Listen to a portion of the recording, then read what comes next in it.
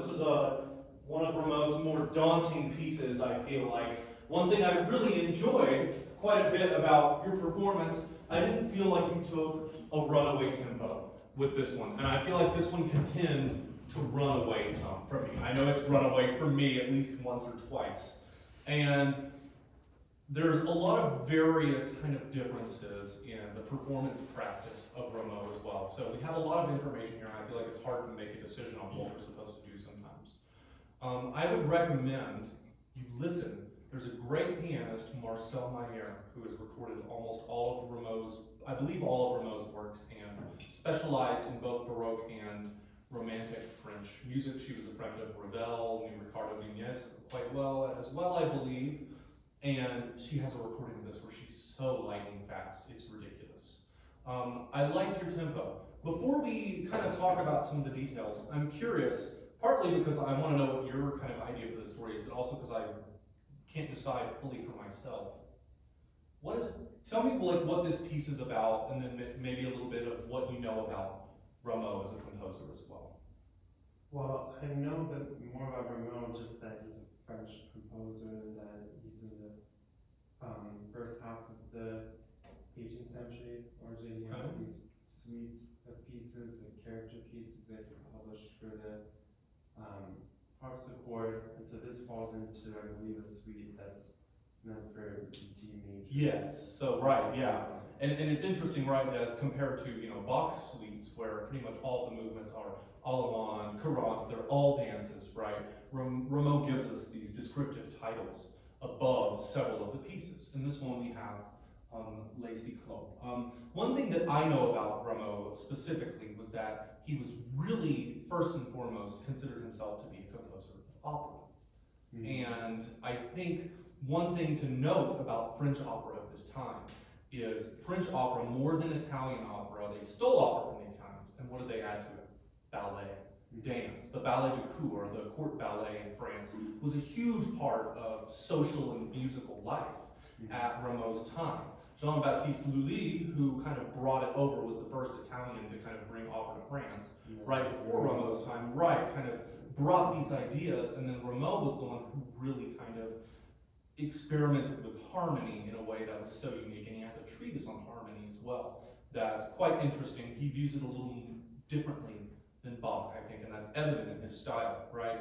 So I think that there can be always to this a dance element that's going on. And so that brings me back to the title, Les Cyclopes. I think that, I don't know what you're kind of picturing when you do this, but I think when I first learned this, I'm thinking like Percy Jackson, like some giant 10-foot tall monster with a club that's beating you down. But, after a little bit of research, we learned that that's not really what the Cyclops was in Rameau's time. So in kind of antiquity, the Cyclops was actually a group of people.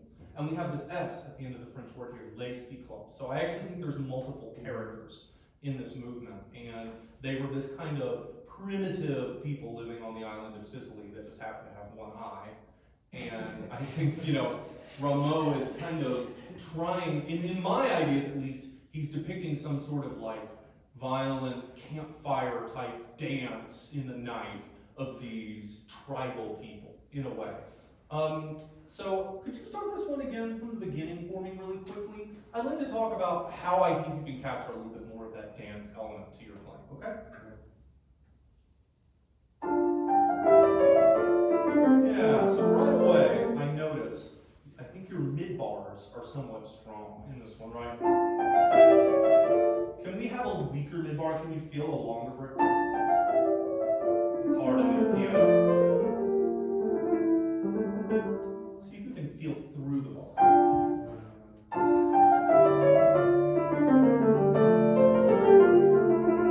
Very nice. What if on the second phrase, you tried coming back a little bit this time?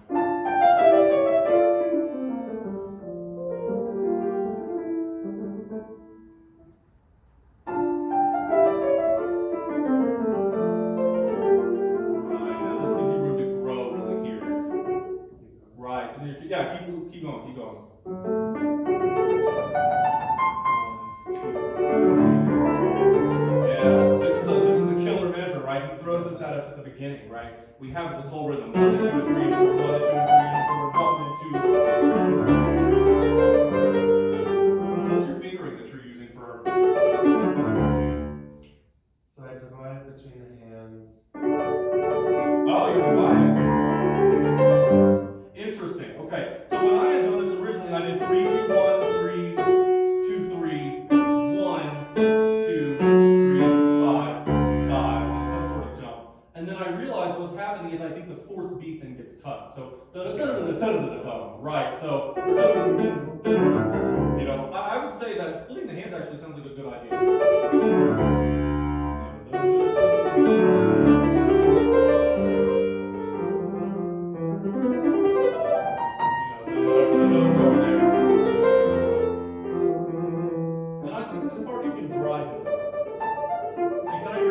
Outside voices on the first time? From there. Yeah, try from right here.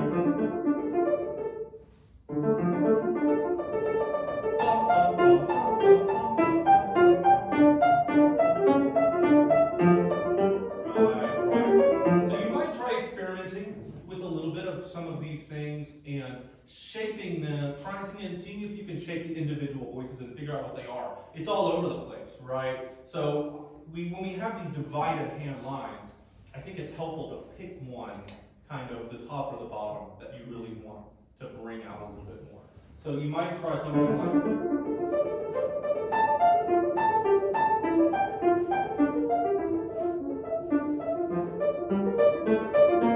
and then here I like to bring out the left part a little more.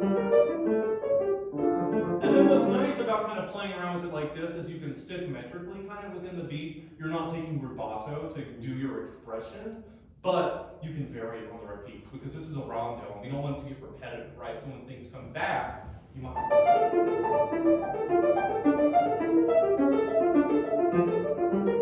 bring out the middle more.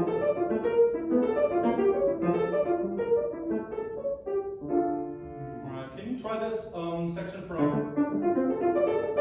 Yeah, and see what you can do with the outside, with the top melody. Listen for the top. And I'm just going to try and guide you with my hand to see if you can bring the phrase in and bring the phrase back, okay?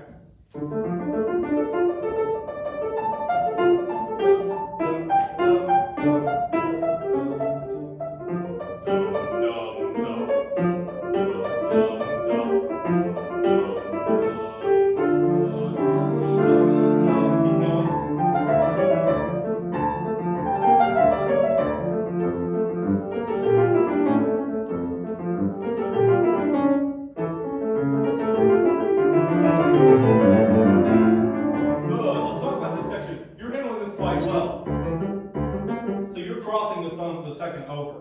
That's interesting. When I did this one, I did 5 2 1. Have you tried this on a smaller piano? I know we have one at the College of Music. Have you ever tried it there? No. Rameau's instrument was a lot smaller, right? Yeah. And so this is one of the things that kind of carrying over.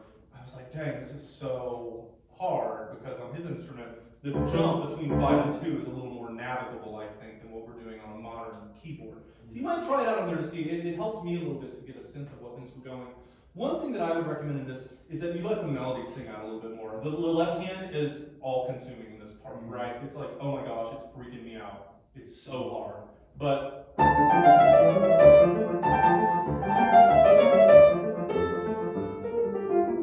you know, really bring the melody out.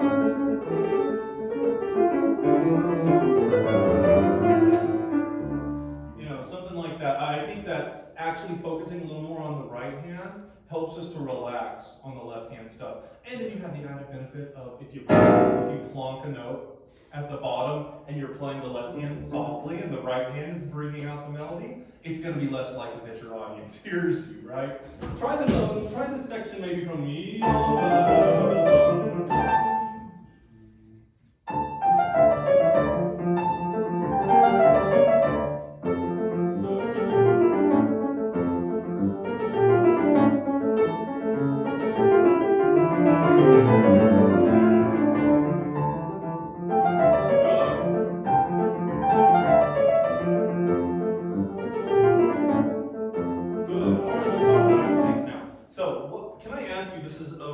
Question. What addition that you're using on this?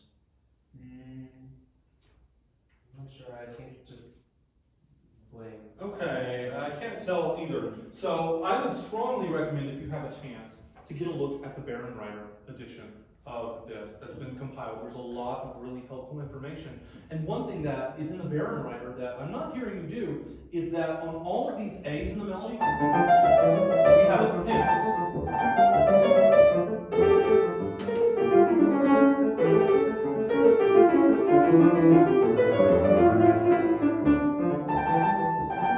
Something like that. And so I think you can experiment.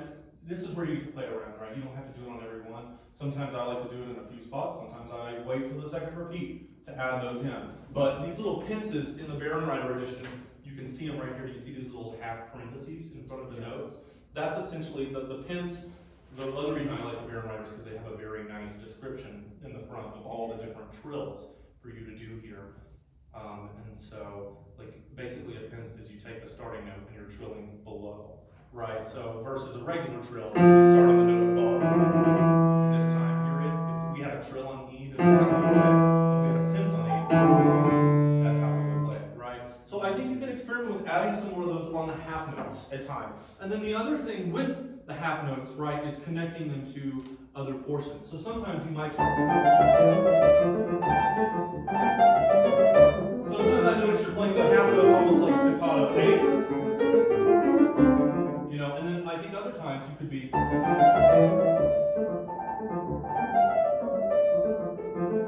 little more legato. So experiment with your articulation some, right? We don't have a lot here, and you're playing this on a piano. So regardless of what we're doing, performance practice, we can't really be historically accurate unless we were to try this on a harpsichord. And so I think that gives you a little bit of creative leeway to kind of do what you want here. Not too much, but really try to focus on what you're hearing. Can I hear you start from maybe, can we go from the first reprise?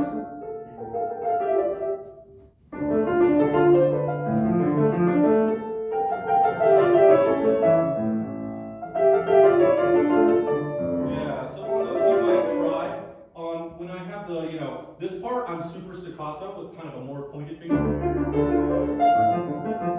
And then here, you might try flattening out the fingers a little bit or something. I like this part to be a little more legato, personally. It's your choice, ultimately, but I wrote there in your part of this section, a little more legato maybe, I think, could help with some of these lines.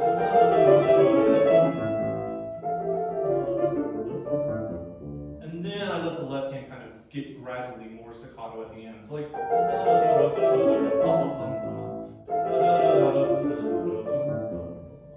something like that to give it a little bit more articulative contrast. Try from that section more time.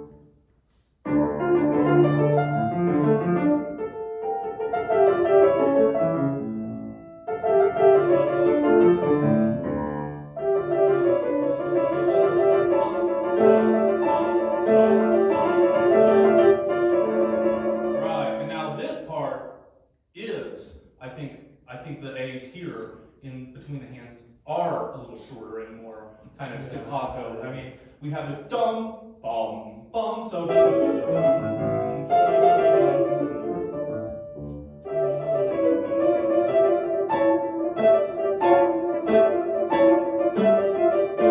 you almost let the inside voices not matter? What if you instead of worrying about what if you're just barely gonna play those notes?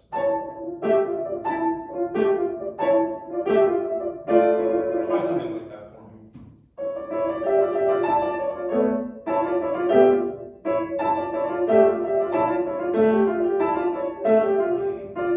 Yeah, and I would recommend personally, I avoid the thumb on the black key for these. I would do 2-1, 2-1, 2-1, 2-1, 2-1, 2-1, 2, or something like that. 2-1, 2-1, 3-1, 3-1. Yeah, for the right hand. You don't want to change it right now because you've learned it that way. But you might just try that out a couple times. I generally try to avoid the thumbs on the black keys. I feel like it just makes it a little I feel like then I'm stuck in the keys and I'm more likely, at least me, I've got big old fingers and I feel like I'll smack the wrong note. So I kind of try to stay as close to the white keys as possible for a lot of stuff. I think you can have a little bit more of that in some spots. Let's go ahead and can I have you play right here?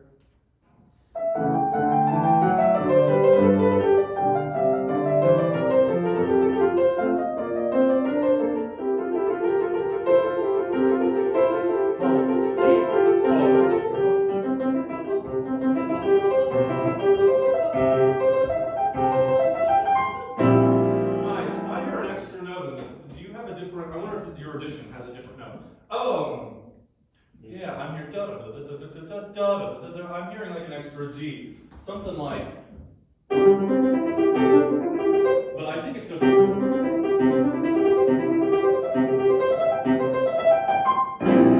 then on this chord, this is a fun chord, right? How often do we get a 5/7 and a 4/2 inversion just like sitting around like this? I like to throw a little bit of a trill in there or something. I think you can add it in, there's a little bit of debate on whether or not it's appropriate. Teresa Bogart at Wyoming let me do that a lot in her playing. And she's a forte piano specialist, so I really worked on her with this quite a bit. And she was the one that was like, do something to give it a little bit of finality. Okay? Try from that. One more time.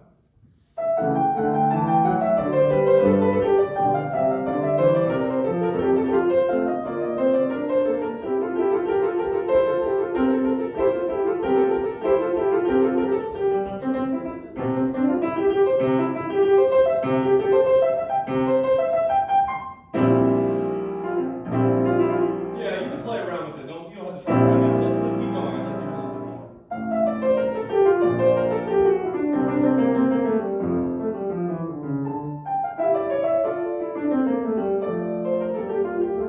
So here I wrote something different.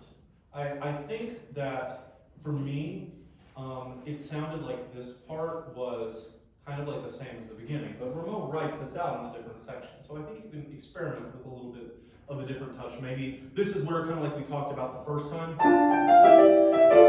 the beginning, you might, and then the second time you might.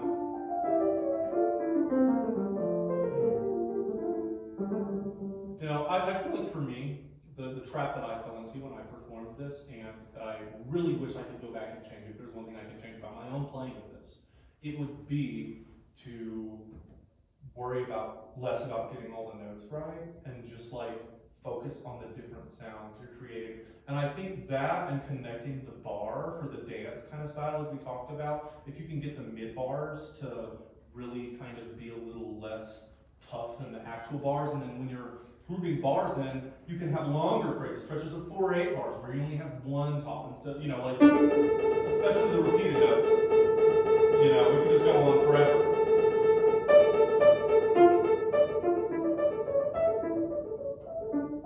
Something like that.